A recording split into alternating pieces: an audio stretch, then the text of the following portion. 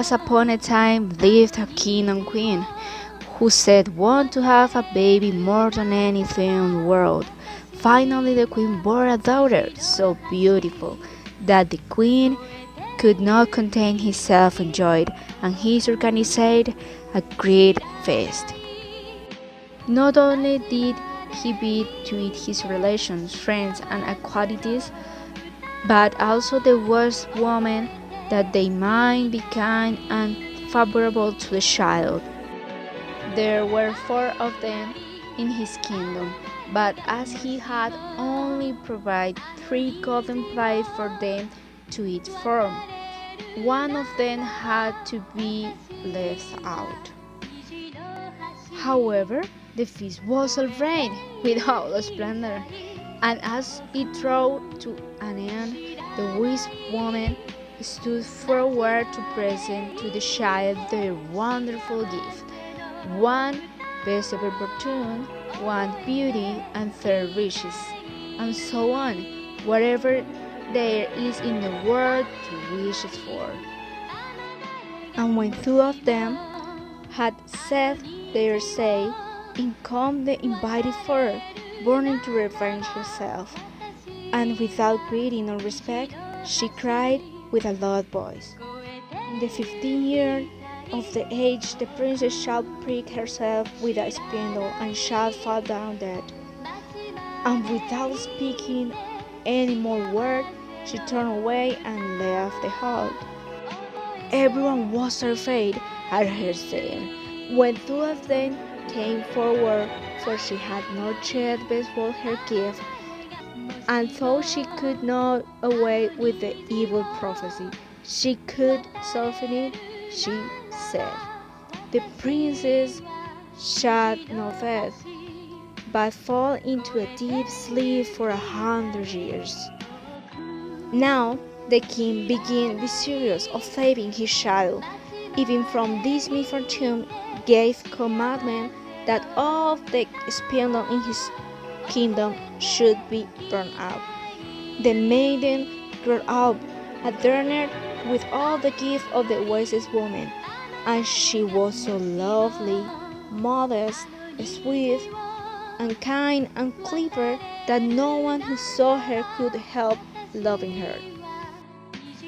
One day she was wandering about into all the nooks and corners, till at last she came to an old tower. She climbed the narrow, winding stair which led to a little door. She turned the key, and the door opened, and there in the little room sat an old woman with a spindle, diligently spinning her flax. "Good day, mother," sighed the princess. "What are you doing?" "I am spinning," answered the old woman, nodding her head.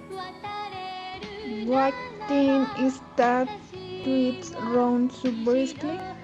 asked the maiden, and taking the spindle into her hand, she began to spin, but no sooner had she touched it than the evil prophecy was fulfilled, and she pricked her finger with it. In that very moment she fell back upon the bed that stood there, and lay in a deep sleep, and his sleep fell on the wall castle. The king and queen had returned and were in the great hall, fast asleep, and within the wall court. And the wind ceased, and not a leaf fell from the trees above the castle. Round about that place there grew a hedge of thorns thicker every year, until at last the whole castle was hidden from view, and nothing of it could be seen but the vane on the roof. Years afterwards, King son into that country, because he wanted to try to see the beautiful sleeping princess. When the princess drew near to Hagget of Thrones, it was changed into the height of beautiful layered flowers, which parted and best aside to let him pass. and the closest behind him in the drink age.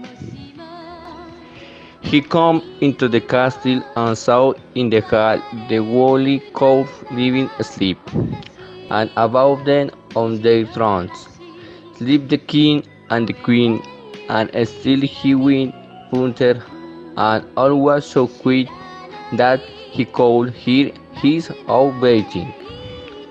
And at last he came to the tower and went up the winding stair, and opened the door, and the little room where the princess was still sleeping. When he saw her looking so lovely in her sleep, he could not turn away his eyes, and presently he stopped and kissed her, and she awaked and opening her eyes and looking very keen of him. And she rose, and they went forth together, and the king and the queen, and Wobbly could wake up. Then the wedding of the princess and the sleeping beauty was held with an splendor, and they lived very happily ever after.